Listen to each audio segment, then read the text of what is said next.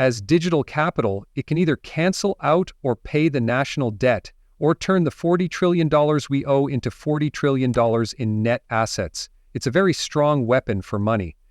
The US companies, like my own, are making a lot of money off of Bitcoin. Their Bitcoin assets alone will make them worth $20 to $40 trillion if they keep making money. Since the Trump administration is focusing on crypto reserve assets, and a lot of people in the industry are also buying a lot of cryptocurrency to get ready for the technological revolution that Michael Saylor talked about, this is an important thing to talk about when we're talking about how prices might move and how big these industries could become. That is, if we look at Michael Saylor's example, he says that Bitcoin will reach tens of millions of dollars per coin in the next 10 years.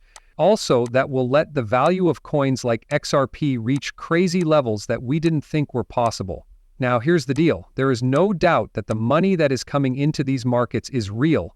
A crypto horde will be set up in the US. Companies will buy cryptocurrencies like XRP, and there will also be exchange-traded funds, ETFs. Our plan is for institutions to accept. Retailers will start to use it. Everything is going on. So what do you think will happen with the price of XRP? In today's video, we'll definitely talk about that and hear a lot of what Michael Saylor has to say about the cryptocurrency business as a whole and how much liquidity we might have here. Hit the like button hard so everyone can see it. And now watch the movie. I think that the last 2 weeks have been amazing for both Bitcoin and the strategic Bitcoin reserve. This is because momentum is really building. That was 2 weeks ago. In the world of digital assets, there were 3 main points of discussion. A steady coin, right? The Genesis bill, the Genius bill, a bill that would make stable coins and sell them in the US. That's all there is to say about the digital currency asset class.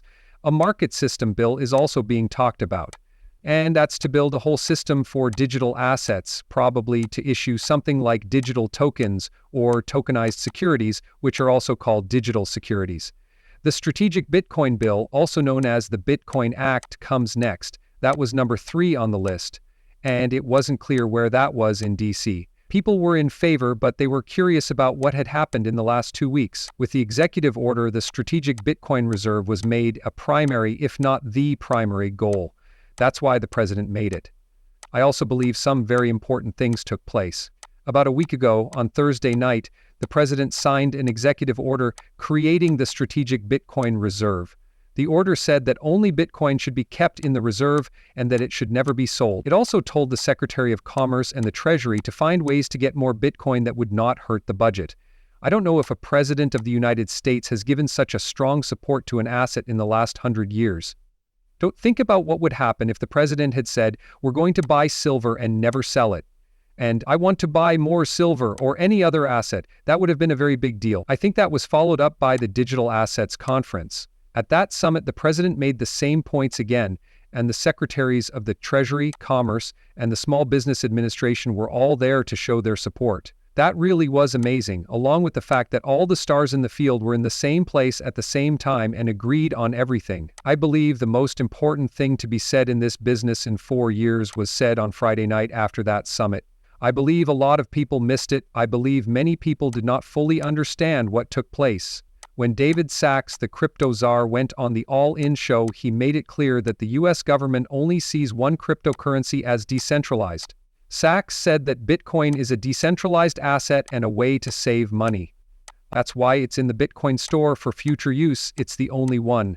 So you had a cabinet member who was in charge of digital assets policy, basically telling everyone that Bitcoin is a digital good, an asset that doesn't have a creator. That is what the US government and the president of the US want to do. Gary Gensler at the SEC made it sound like Bitcoin is the only thing that is a product for 4 years. He did this in 100 different ways, but he hinted at it in a pretty vague way that wasn't very helpful, by suing everyone else. These were the words of a different government, but they were said in a good way because Sachs said Bitcoin is the asset without the issuer. If other cryptocurrencies turn out to be decentralized in the future, we will think about them when the time is right. We're not ruling out the idea that there might be another good. We are aware of one right now, though, and our goal is to make it legal to issue digital currencies, tokens, and stocks. As you might expect, the president told them to get it to him by August. He told them, I need to see it by August.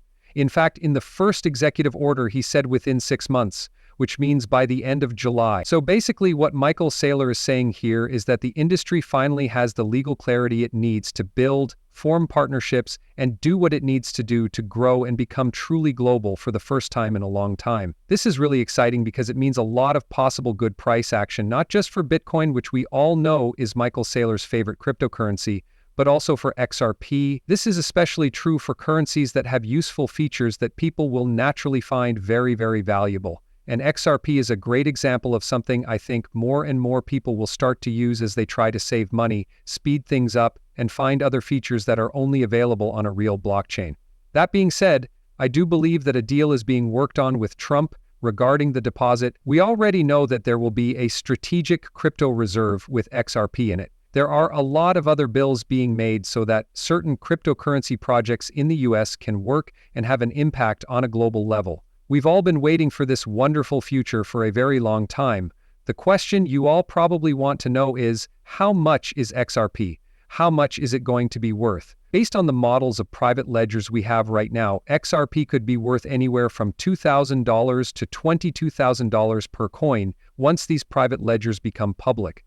I'm sure a lot of you are thinking how that's even possible.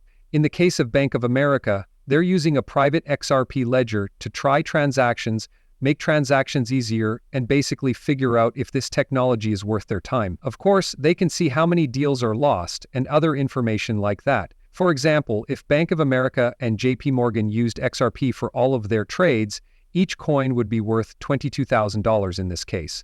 They do all of their business across borders on the XRP system, which costs $22,000 per coin.